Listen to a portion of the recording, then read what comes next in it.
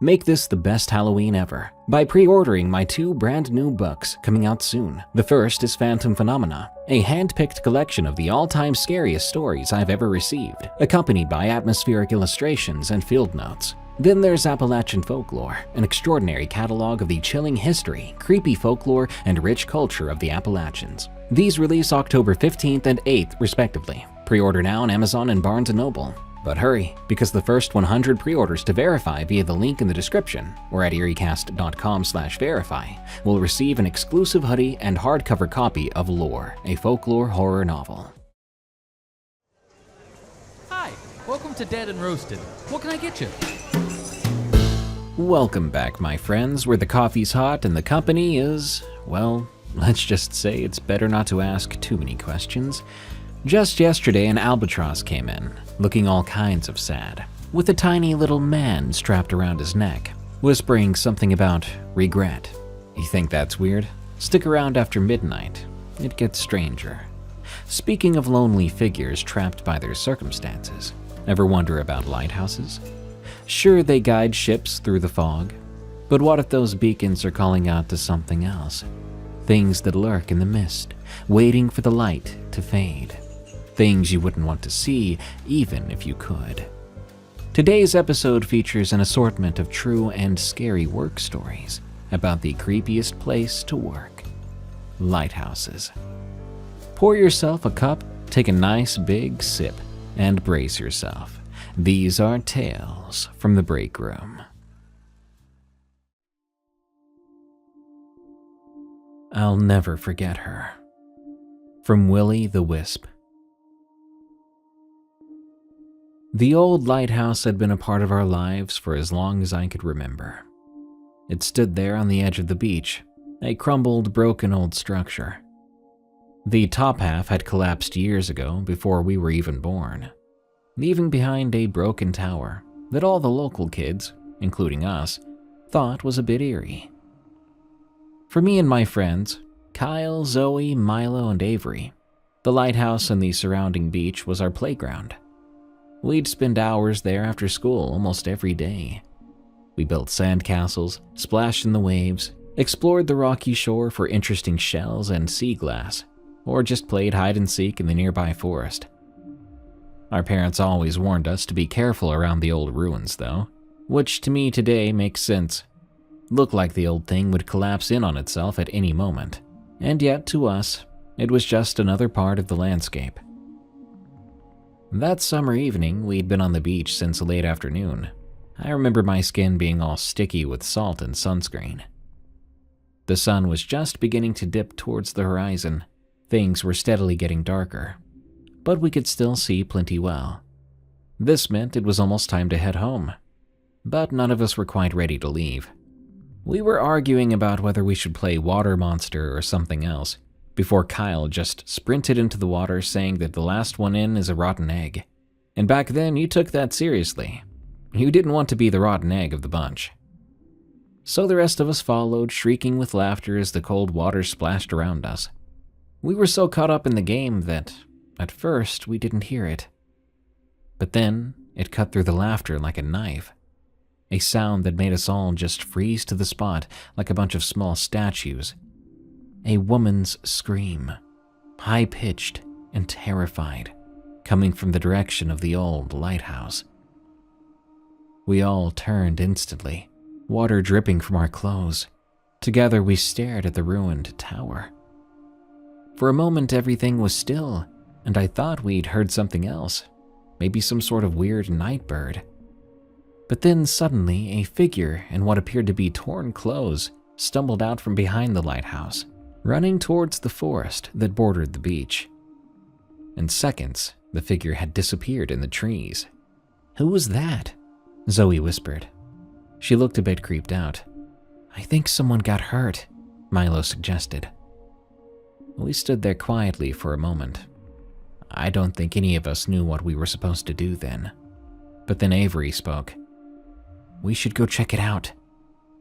"Not me," I said. I had blurted it out almost instinctively. The mere thought of me going towards that noise made me feel real fear for the first time. What if it's dangerous? But what if someone needs help? Zoe countered. Our friend group argued back and forth, torn between fear and curiosity. I wanted nothing more than to just run home, pretend we hadn't seen or heard a thing.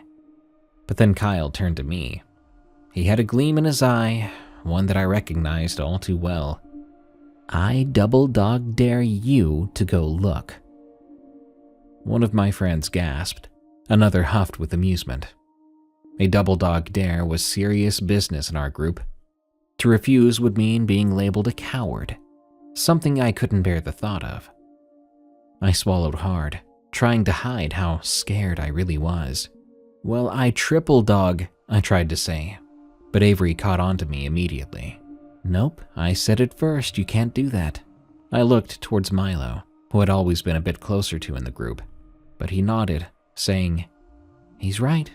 He called it first. So there I was, with all my childhood friends turning against me. I'd been chosen to explore the most terrifying noise I'd ever heard. Fine, I said, my voice barely above a whisper. I'll go. I began to walk towards the lighthouse, my feet feeling like lead with every step. The others followed me a little way behind, but they stopped about 10 yards before the ruin itself. As I approached the broken doorway, I could hear my own heartbeat in my ears. The inside of that old lighthouse was dark. The fading sunlight barely penetrated the gloom. What was left of the wooden floor creaked ominously under my feet, and in some places it had rotted away entirely, revealing dirt and foundation underneath. I stood just inside the entrance, my eyes straining to see in the dim light. At first, I saw nothing unusual, just broken wood and crumbling stone and years of accumulated debris. I was about to head back, to tell my friends there was nothing there to be concerned about, when I heard it again. The scream, closer this time, but more breathy, I think. Or maybe hoarse is the right word. It was coming from ahead of me in the room. I jumped, nearly falling through a hole in the floor. My eyes were adjusting more to the dark by then. I began to see that there was movement in the dirt, movement that had likely been there the whole time. Slowly, I crept forward. What I saw next will haunt me for the rest of my life, and I'm not saying that lightly. There, half buried in the loose soil, was a woman, her hand pale and dirty, clawed weakly at the ground beside her. The rest of her body was obscured by the dirt, as if someone had been in the middle of burying her, and then suddenly stopped. I stood there, unable to move, unable to comprehend what I was looking at. You gotta remember I was just a kid, too young to understand or too young to try. But still, driven by some kind of force I couldn't understand, I moved closer. I knelt down next to her, and with shaking hands, I began to brush away the dirt that was on her face. As I uncovered her features, her eyes fluttered open, and they suddenly fixed on mine, wide and filled with fear. For just a second, we stared at each other, and I saw something flicker in her eyes. Maybe I'd startled her. Maybe she felt hopeful for a moment, having been found. But then as quickly as I'd seen that flicker, the light in her eyes faded and her body went still. I could no longer hear her breathing. I scrambled backward, my mind unable to process what happened, that I had just watched someone die right in front of me, only inches from me, and she'd stared right into my eyes as she passed, my face being the last thing she ever saw. Suddenly, right then, I heard my friends screaming from outside the lighthouse. Their voices sounded panicked. As my mind cleared, I made out what they were saying. Run. Get out. I then turned towards the entrance, ready to run like they said, but then I saw them. The figure in torn clothes we'd seen run into the woods was now standing there, blocking the only doorway. Even in that dim light, I could see that their clothes were caked with dirt and what might have been blood. That stare down with the strange figure felt like it lasted ages, It was the most terrified I'd ever been, even all these years later. I then saw a shape in the air moving fast, and then there was a thud as whatever it was struck the figure in the head. The figure stumbled, dropping to one knee, when my friends suddenly screamed in unison, "Run!" I didn't need to be told again. I bolted for the entrance, squeezing past the figure as they tried to regain their footing. I ran faster than I ever had before. My friends already ahead of me on the beach. I saw Milo drop a rock, and I immediately knew that the object that had hit that figure in the head was a rock thrown by one of them. My friends had saved my life, and I would later find out it was actually Avery who threw the rock that incapacitated the stranger. None of us stopped running until we made it back to the road that led to our neighborhood. We lived on the same street. Panting and terrified, we all went our separate ways, too scared to even discuss what had happened. I ran straight to my house and up to my room, ignoring my parents' questions about why I was back so early. I dove into bed, pulling the covers up over my head, and I stayed like that all night. My child mind could not get the shape of that figure out of my mind. I kept thinking whatever that stranger did to the girl, he could do to me. So what if he followed me home? But morning came, and nothing happened. Life went on as normal, but I was changed. I could not bring myself to tell anyone what I'd seen inside the lighthouse. Not my friends, not my parents, not even the police, when they showed up asking questions about a missing woman a few weeks later. But you have to understand, I felt so guilty. Even now, as an adult, I feel guilt for not telling someone. Back when I was a kid when that happened, it felt like when I witnessed the woman's last moments, I'd become responsible somehow. I was so sure that if I did tell someone, I would get in a lot of trouble, even be sent to prison. So I kept quiet, carrying that weight with me. I eventually grew up, moved away from that seaside town, and tried to put the memories to rest. But when you see something like that, especially when you're so young and impressionable, you don't forget it. I'm not lying when I say I've woke up before, screaming, or at least thinking I was screaming, after reliving that moment in my nightmares. When work or other aspects of my life have me stressed or down, I'll sometimes have a dream of finding that figure in the torn clothes standing over my bed, ready to do to me what they did to that woman. You could even argue that the guilt I feel now is probably worse, because now that I know I could have said something and didn't, I feel horrible. We could have caught whoever did that to her, but now I have no idea if they did.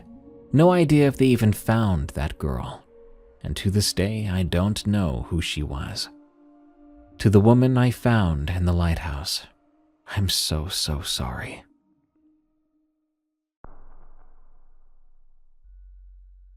The Lighthouse, from Clark Merton. I tell this story only because it sticks to me like a piece of gum on my shoe. I would love to forget it. It stays with me like a musty smell, and every time I come to the Oregon coast, it makes me feel cold and lonely. The only thing I can do is try to pass it on, and hope someday I'll be rid of it.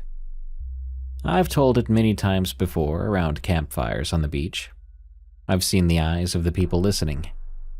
Thankfully, the story never stuck to them, and I always continue holding the tale myself, with the weight of its eerie contents. The lighthouse was commissioned in 1870-something in the Oregon coast. The location was chosen because of its height along the coastal shore and its rugged projection into the Pacific. It reached into the ocean like the Statue of Liberty's arm and would help guide the ships away from the rugged coast and towards the safety of the nearby bay. The first tragedy recorded took place when the walls of the lighthouse were being constructed. The outer and inner walls of the building were being built simultaneously. Once the two walls had firmed up, wet concrete was poured into the crevice. This process continued, and the tapered form of the lighthouse began to take shape. It was a foggy morning, and the chill of the ocean air was numbing. The winds began to blow, and suddenly a gale force wind struck. The scaffolding moaned and shuddered. The mechanism pouring the concrete folded. The men on the ladders jumped down from the walls and scattered like rag dolls on the ground. After they gathered themselves and assessed the situation, they decided that the damage was done, and they would have to reconstruct the structure when the storm was over. It was the next day when they realized someone was missing. In their haste to get out of the storm and near panic and confusion, they hadn't accounted for everyone. They were missing a young man who had joined the crew a few days earlier. He was nowhere to be found. They had no idea where he was. Perhaps he had fallen into the churning sea. It sent chills down their spines, but the work must be done. They rebuilt the wooden structure to access the top of the lighthouse walls and the mechanism to bring in the cement. When they were finally able to look into the dark crevice between the walls, they could see a light-colored hat. They wouldn't admit it, but they may have found the final resting place of that young man. There wasn't any way to reach him, and there were no signs of life, so they determined that they would continue their work and complete the task.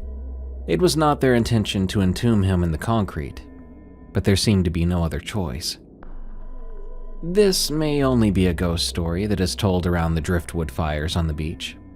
The only thing that makes it more real to me is knowing that on a cold winter night in the 1900s, a lighthouse keeper climbed up the spiral stairs of that lighthouse to replace a light bulb that had gone out during a storm. In the dark, he had a heart attack and died right there on the steps. He was found in the morning by his wife. She said he had a horrific look on his face. That's my story, short as it is. Hope it doesn't stick to you like it does to me.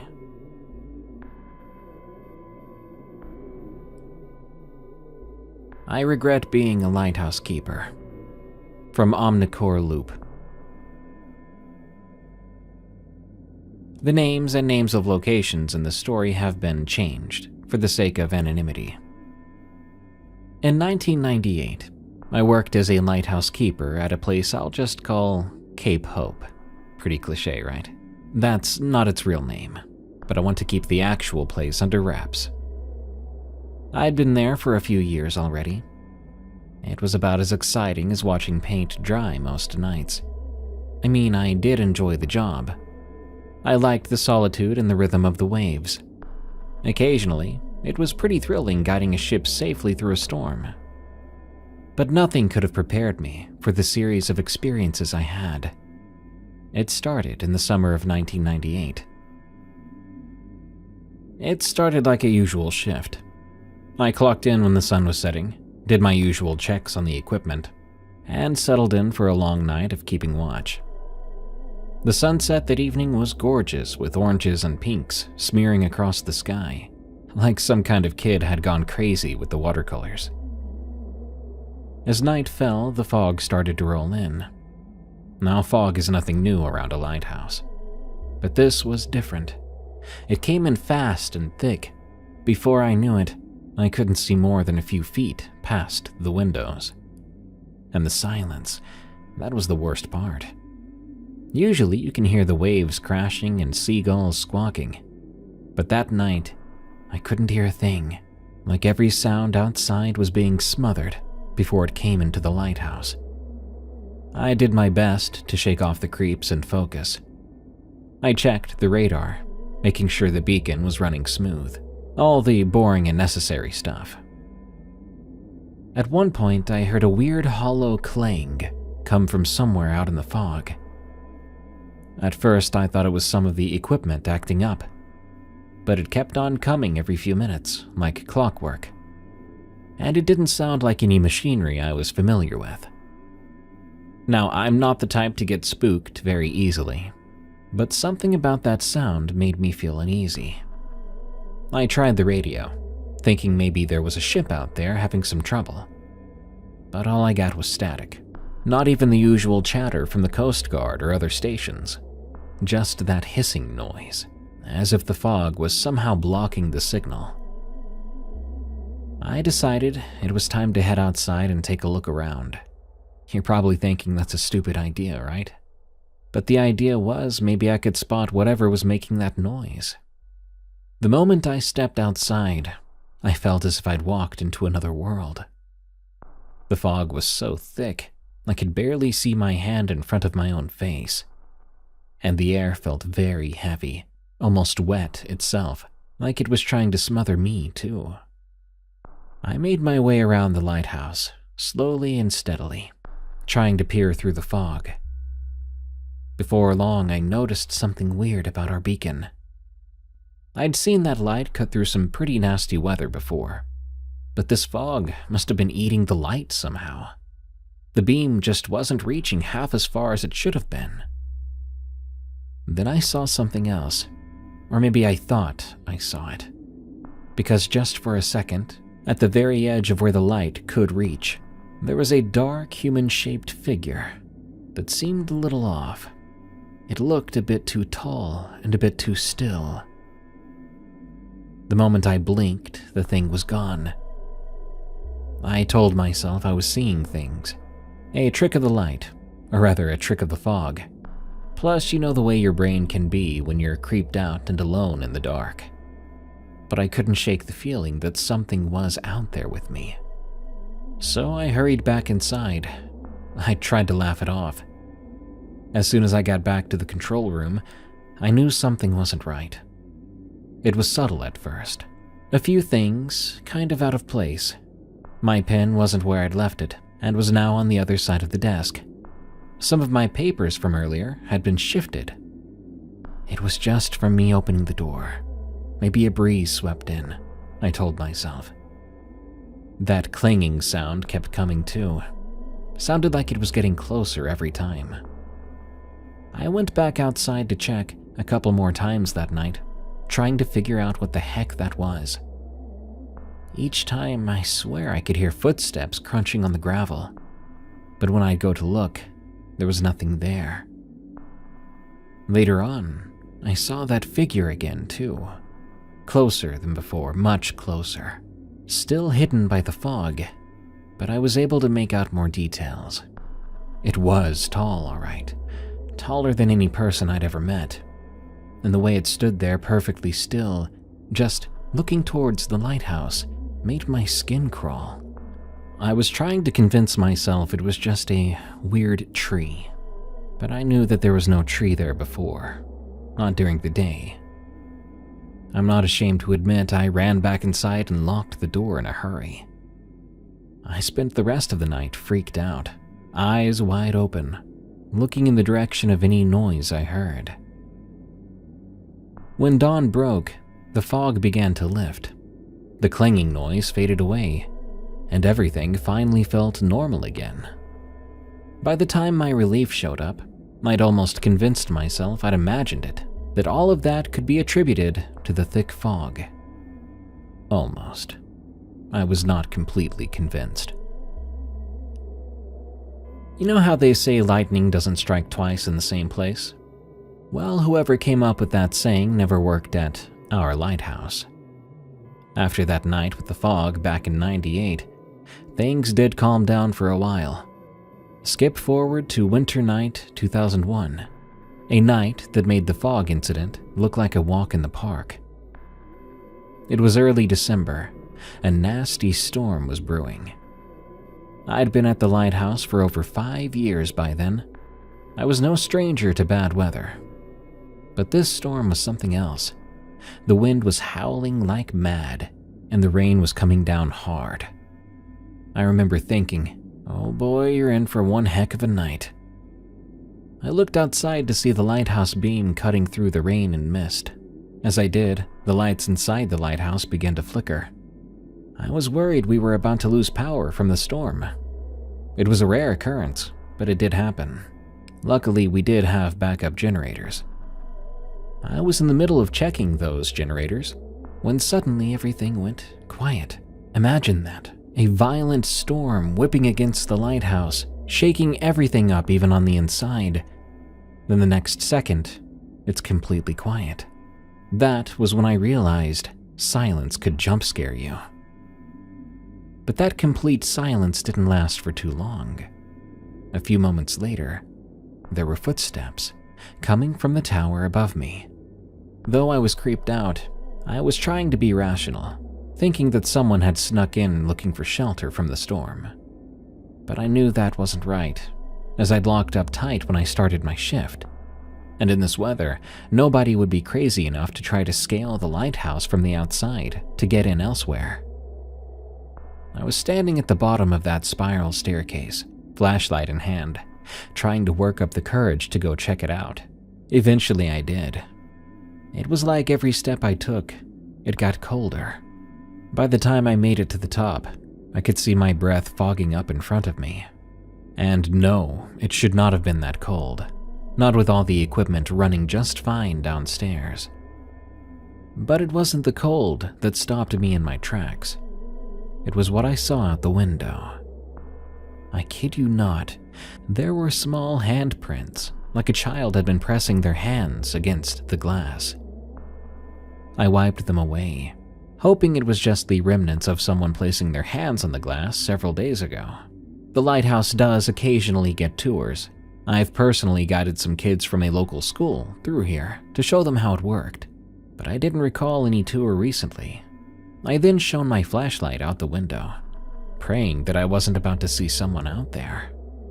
And thankfully, I guess, all I saw was the storm, raging harder than ever. Then there was a sudden ice-cold gust of wind that blew right through me. Here's the kicker. All the windows were sealed tight. So where would the breeze have come from? Omnicore! I heard someone call my name. The storm outside had picked up just before I heard it, as if to mask the sound. So it was faint at first, barely audible over the returned howling of the wind. But it was certainly there, coming from the top of the stairs I had just climbed. A deep voice, distorted, like it was calling to me from underwater. That's when I ran, bolting down the stairs so fast, I nearly tripped and broke my neck. I didn't stop until I was back in the control room, door locked behind me. I tried the radio, but the storm had knocked out the communications apparently. I was on my own, trapped in what I hoped wasn't a nightmare. When I thought things weren't going to get any worse, the footsteps started again. They were different, louder, and heavier, like whatever was up there was now dragging something behind it. The sound echoed down the staircase, getting closer to the control room door. I grabbed my flashlight again, as if I was about to do something, but I couldn't bring myself to leave the control room. So instead, I peeked out the door. I shone my flashlight into the hallway, and I swear I saw something move, just out of the corner of my eye, a shadow darting away just as I turned to look. And then the tower door, the one I had made darn sure to lock, started to creak open, slowly, inch by inch, like something on the other side was pushing against it. I was frozen then, just standing there and watching it happen, as if I was waiting for, God, I don't know, anything. But nothing came through. The door just sat there after creaking open for a moment, swaying gently in a breeze that shouldn't exist inside a building with closed windows. Omnicore. My name was spoken to me again, the same deep, distorted voice, but this time right next to me, so close I swear to God I felt breath on my ear. I literally jumped up, screamed, and slammed the door shut, locking it, all in rapid succession. I spent the rest of that night huddled in the control room, goosebumps all over my body. The storm raged on outside, and every now and then I'd hear a thump or a scrape coming from up the tower. There was something still up there, still moving around. When morning finally came, my relief showed up. I must have looked like I'd seen a ghost. Despite these terrifying experiences, they were so far between, I didn't quit my job or even consider it. I mean, if you get a couple spider bites at the house you live in, maybe once every few years, you don't just consider moving. Maybe that's my comparison to help me cope. But I wish I had quit. I wish I'd walked out when the relief got there and never went back. Because this brings me to what happened that night in 2003. This would be the reason why I left the lighthouse for good. At that point, I couldn't shake the feeling that something wasn't right with that lighthouse, especially after the night in 2001.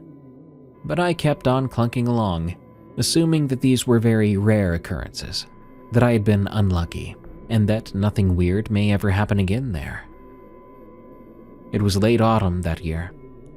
The sky was dark and clouded over completely. Couldn't see the moon or a single star in the sky. Just a big black void, pretty much. And the sea, I'd never seen it so calm before. Usually the waves are constantly churning, crashing against the rocks. But that night it was almost like a flat and still mirror. That was unnatural. The whole scene was just unnatural. I remember standing outside the lighthouse, looking out over that impossibly calm water, just bewildered by it. It gave me a chill down my spine. But that night wasn't cold. Not really. At the beginning of my shift, a mist began to roll in from the sea, and it reminded me all too much of that fog from '98. Dense, thick, muffling the sounds and sights around you. I was looking around, trying to gauge how far I could see in the fog, when I saw something out there in the water, barely visible through that mist. I kid you not, it looked like a shipwreck. Half submerged, covered in barnacles and seaweed. From the shape of it, the ship looked ancient. Keep in mind, I knew that stretch of coastline like the back of my hand. I'd been working there for a long time, and I swear on my life, that shipwreck had never been there before. It was like it simply appeared there out of nowhere. Or maybe it came with the mist. I felt the temperature dropping rapidly then. I remember feeling quite cozy, to immediately shivering, and eventually I could see my breath, even in the mist. I hurried back inside the lighthouse then. But that didn't help. That cold temperature seemed to follow me, and that bad feeling was coming to me, that I was in for another one of those encounters. I went right to my safe place, which ended up being the control room. It was also my warm place, as I had a portable heater set up in there.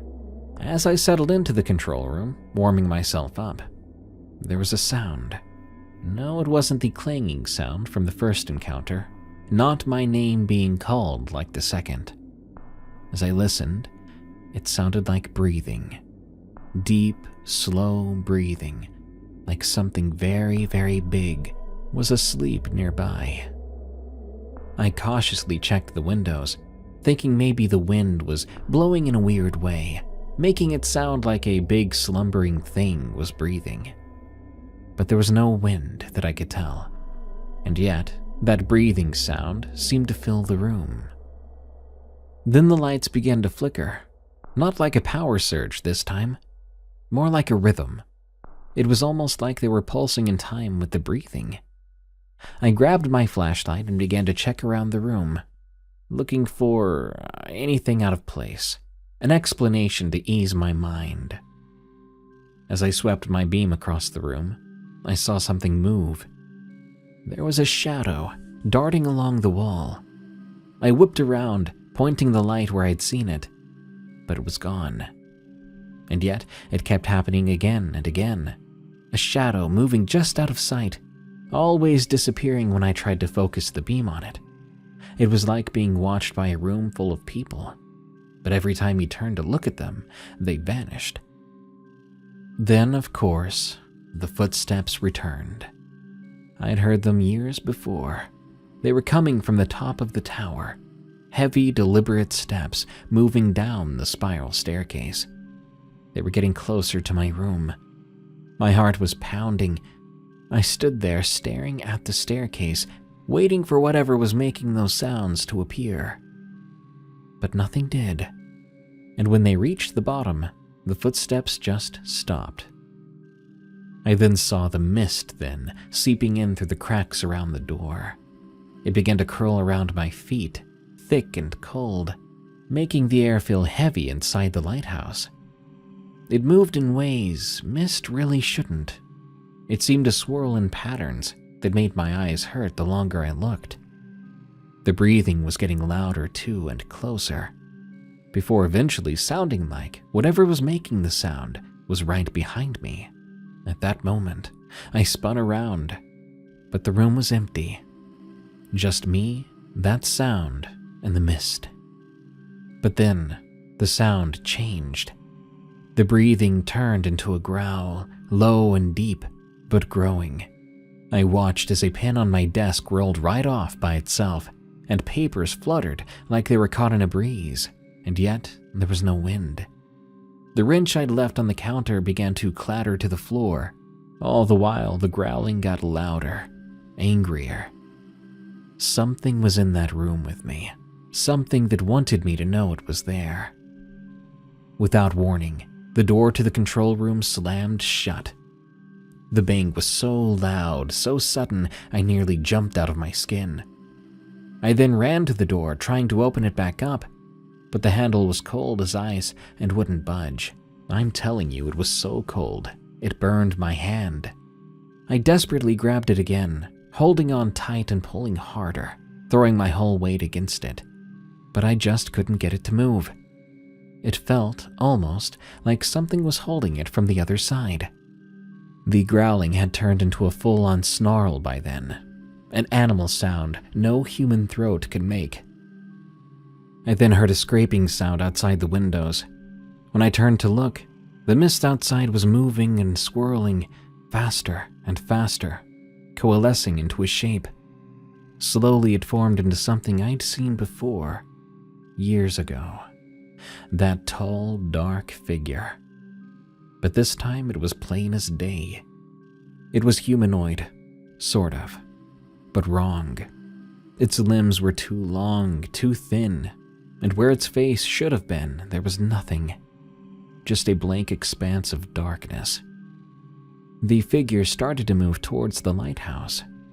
I was frozen as it approached the entrance and disappeared from view. The temperature in the room plummeted further. The growling filled the room, pressing in on me from all sides, and then the door burst open. The mist poured in, flooding the room in moments. It was so cold, I could barely breathe anymore. It felt like I was underwater, pressure pushing down on me from every direction. And I could feel something in the room with me, something very angry and full of hate, something that didn't want me there. I heard one final snarl, the loudest yet. Whatever it was right there in front of me. I couldn't see anything through the mist, but I knew if I had reached out then, I would touch it. For some reason then, I had a thought that this wasn't a ghost story or some paranormal occurrence I would laugh about later. This was real and dangerous, life-threatening danger. Luckily for me, the mist began to recede, and as it did, I made a mental decision that I was going to leave the lighthouse. I was going to leave and never come back to this place.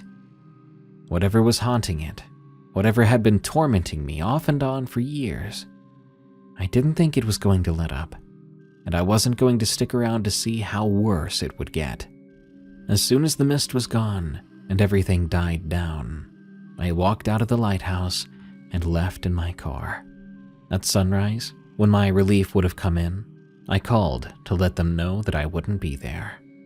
When my higher-ups began to call me, likely wanting to ask what the heck had happened and why I'd left my post without warning, I didn't answer. But I didn't just quit either. I moved inland, as far from the coast as I could get and afford, and I never set foot in another lighthouse since then. Heck, I can barely go back to a beach or coastline without some sort of PTSD making me tremble and get really nervous. I don't know what was in that lighthouse, but it was very real, very powerful. To anyone else out there that works in or around lighthouses, all I can say is good luck.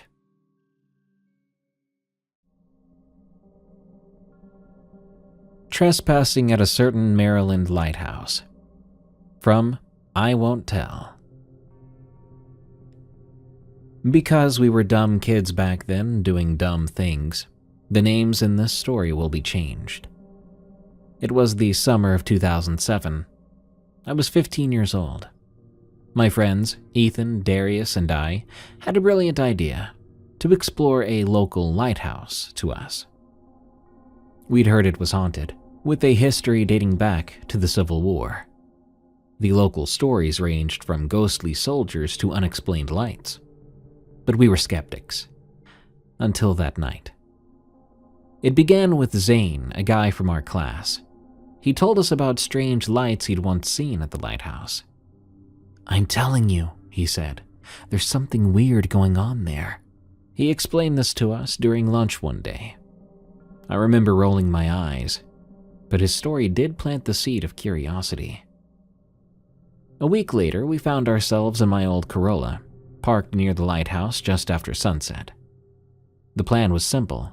We were going to sneak in, look around, and prove to ourselves that ghosts were just stories. We were armed with flashlights and an overconfidence that only teenagers possess. As we approached the lighthouse, I recall Ethan nudging me, saying, "Hey, you sure about this?" I shrugged, trying to appear nonchalant. "It's just an old building. Nothing bad's gonna happen." Darius chimed in. "Bad like ghosts or bad like getting arrested for trespassing?" We laughed at him, but I could tell we were all a bit nervous, mainly about getting caught. The lighthouse was ahead of us, and at the time there was a thin fog over the water, giving off some creepy vibes. As we got closer, I started to feel watched, but I chalked it up to my slight paranoia of getting caught. When we made it to the door, Ethan jokingly pretended to pick the lock, saying, "Allow me, gentlemen." The goofball even bowed. I rolled my eyes and reached past him to try the handle first. And to my surprise, it turned. The door swung open with a loud creak. We exchanged glances. "That's, convenient," Darius said. He sounded more nervous than before, though I took the door being unlocked as a good sign. "Maybe they forgot to lock up," I suggested. We stepped inside, our flashlights cutting through the dark. The interior was dusty and filled with some old furniture. Looked like it hadn't been touched in years. "It's freezing in here," Ethan commented, rubbing his arms. He was right. The night was a warm summer night outside, but the air inside the lighthouse was pretty dang cold. But I guessed maybe the place didn't have air conditioning, and if it did they even use it anymore? We began to explore, keeping close to each other. But being in a lighthouse, our focus was the light tower, which in this particular lighthouse was really just a small upstairs room. Just so you know, it's not one of those big cylindrical lighthouses. This place looked more like a schoolhouse from back in the day, with a tall jutting room at the top where the light was. As we made our way up, we began to hear a faint scraping sound from below, echoing up towards us. Darius froze right there. "Did you guys hear that?" "Darius, it's probably the wind, a cat, a raccoon, anything," I said. Halfway up the stairs, a sudden cold draft rushed past us, nearly making me drop my flashlight. We paused and looked at each other. "Dude," Ethan said to me, "you did close the door, right? There shouldn't be a breeze in here. What if the scraping sound was you not closing the door when we came in?" "I did, man," I replied. But at this point, I was being gaslit enough that I started to believe that I didn't close the door. Before we started to move again, we heard a faint voice coming from the direction of the entrance. It was too quiet to make out words, but it definitely sounded like someone was here in the building with us. "That's not funny," Darius said, his voice slightly shaky. "We need to go before we get caught." "We've come this far," Ethan argued. "They're not gonna know we're here if we stay quiet. We have to reach the top before we go, at least." Against my better judgment, I agreed with Ethan, so we continued our climb. Darius wasn't about to go anywhere without the other two of us. When we made it to the top, we found the door to the lantern room locked. Ethan tried to force it open, but this one wasn't going to budge. After a few seconds of trying, he stopped, caught his breath, and looked like he was deep in thought, probably trying to figure out a way we could get in. When suddenly, there was a deafening bang from the other side of the door, as if someone had tried to tackle it from the other side. All three of us jumped, hearts racing. Without even trying to lower his voice, Darius threw his hands up in the air and said, "That's it, I'm out." This time we didn't argue with him. Ethan and I followed close behind.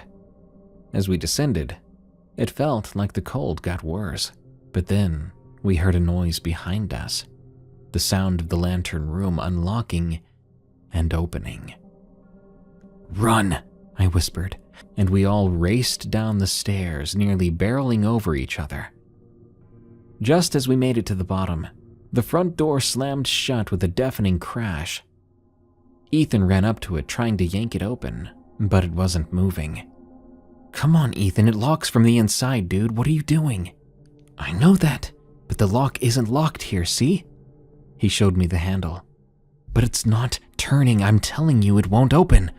We began to hear footsteps coming from the lantern room down the steps we had just descended towards us. And then Darius, more freaked out than I'd ever seen him, just screamed, "Let us out!" And as if to answer his cry, the door opened. We did not hesitate. The three of us raced outside, not stopping until we made it back to my car, which we'd parked behind some bushes. We sat there, completely dumbfounded. Ethan was the first to say something, but he was still whispering. "What was that?" I shook my head. I didn't know. None of it made sense. There was no one else in the building. No one came in or out, so what caused the noises? What caused the door to not open, despite being unlocked? Ever since that event, it's become the ghost story equivalent of an inside joke with my friend group. From time to time, we'd be hanging out when one of us would say, "Remember when we went to the lighthouse?" And even years down the road, the topic being brought up gave me chills, but also a smile. I mean, at the end of the day, it was a cool experience. Something I'm glad I got to be there for. But I learned my lesson. Don't go breaking into lighthouses in the middle of the night, even when the door is unlocked. That's just begging for trouble. Beware the false light. From Tom B.B. I've been fishing the waters of my hometown for over 30 years, and there's one night in particular I'll never forget. Back in 2003, me, Eddie, and the new guy, Rob, were out on my boat. This was to be a routine night fishing trip, something we had done 100 times before. There was no warning that the storm would come. The night was perfect, clear skies and calm seas, and plenty of bites. We could see the lighthouse in the distance too, its beam sweeping out over the water like clockwork. So if something bad did happen, we'd be able to make it back okay. At the time, Eddie and I were swapping old stories, trying to one-up each other while Rob listened, probably wondering if we were full of it. I remember thinking how still everything was at the moment. There was no wind and barely a ripple on the water. It was almost too perfect, you know what I mean? Like the calm before a storm. Well, turns out that's exactly what it was. It happened fast, unnaturally so. One minute we were laughing, and the next the sky went black. We were swallowed up in a darkness unlike anything before. Clouds rolled in out of nowhere, thick and angry, blotting out the moon and stars. and the wind picked up very suddenly, nearly knocking us off our feet. We scrambled to secure everything as the waves started to build. Within minutes, we were in the middle of the worst storm I'd ever been caught in. I swear the rain was coming down so hard it was like a waterfall, and the waves were so high I thought we were going to capsize. We could barely see a thing. The only reference point we had was the lighthouse beam cutting through the dark. Then things got worse. I glanced at the lighthouse through a break in the rain, but something was wrong. Its light was flickering now, dimming and brightening like a broken bulb. Eddie said it was just the storm, distant waves so tall, momentarily blotting out the light. Rob looked terrified. Can't blame him, it was his first season with us, and this was one heck of a welcome. I tried to steer us toward the light, but it vanished, just like that. Before I could even process what was going on, it reappeared, way off to our left now, much further off than it should have been. I thought I was losing my mind. Lighthouses don't move, right? I assumed it was the waves bouncing us further out, making me lose my bearings. Before long, I was certain it did in fact move. It kept disappearing and reappearing each time in a different spot. Sometimes it was closer too, other times further away. It was like it was toying with us. I'd never been so disoriented. Eddie grabbed the map and compass, but that was useless. The compass needle was spinning like crazy, and nothing on the map made sense anymore. The boat was taking on water. Waves were crashing in over the sides, and I was fighting just to keep us upright. That's when Rob said he heard something. At first, Eddie and I thought he was just panicking, but then we heard it too. There was a low hum, almost like a voice, coming from somewhere out in the storm. It seemed to be coming from the direction of the light, a siren's call beckoning us towards it. Despite how obviously weird that was, we had no choice but to follow the light. It was our only hope of getting out of this mess. But the closer we got, the worse things became. The waves were so bad then, it felt as if the ocean itself was trying to push us towards the light. The wind howled so loud, we had to scream over it just to hear each other. As we got nearer, I realized something wasn't right about that light. It was too low and too spread out. It didn't look like the beam of our lighthouse. It was more like a glow, like something you would see deep underwater. That's when it happened. Something moved under the boat, something huge. A wave hit us then so hard, I thought we were about to sink. We all grabbed onto whatever we could, holding on for dear life.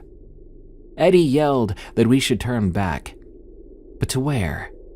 The storm was all around us, and that light was our only guide. The light continued to flicker, the hum grew louder, and I was beginning to think we were actually going in circles. We weren't getting any closer to shore. We were being led out to sea.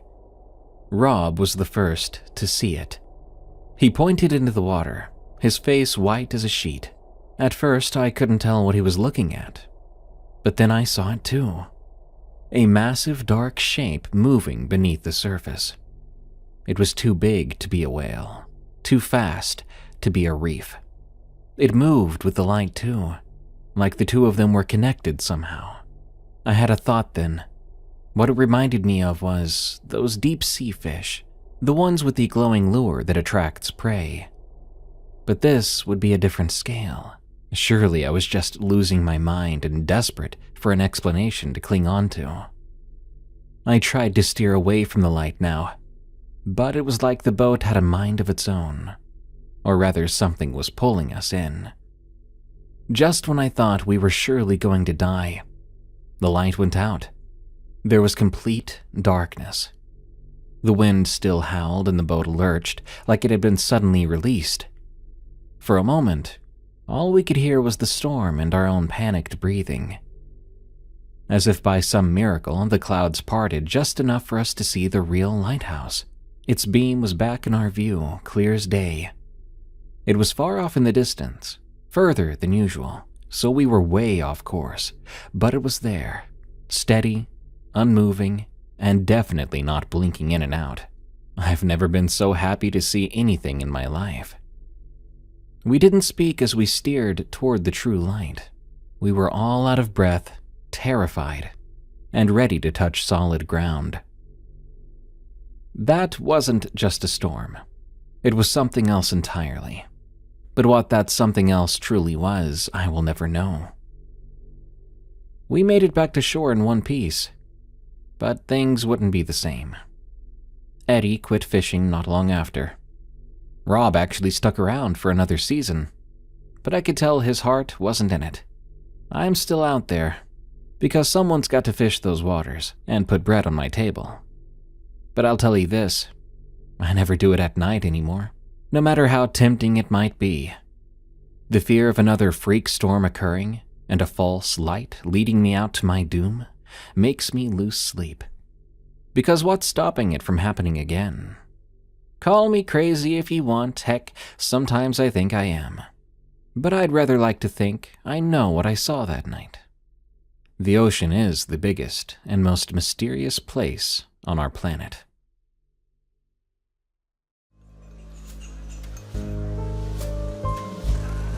Thanks for tuning in to Tales from the Break Room, the home of the scariest true work stories. If you want to hear your story narrated by me, send it to me at eeriecast.com/submit. We pay 5 cents per word for accepted stories. Help us grow by leaving Tales from the Break Room a rating and review on Spotify and Apple Podcasts, and be sure to follow us on your favorite podcast app. Check out eeriecast.com or search for eeriecast on those very same podcast apps to see our other exciting and terrifying podcasts, like Unexplained Encounters, the other show I host, where I read stories with a focus on the supernatural. To get some merch, go to eeriecast.store. And to unlock ad-free episodes of your favorite EerieCast shows and exclusive audiobooks, go to eeriecast.com/plus and consider signing up for EerieCast Plus. You can follow me on Twitter, I guess it's X now, at Dark Prevails. You can also subscribe to me on YouTube, where I deliver the same content. Just look for Darkness Prevails. Good night. I hope we can share another break sometime soon.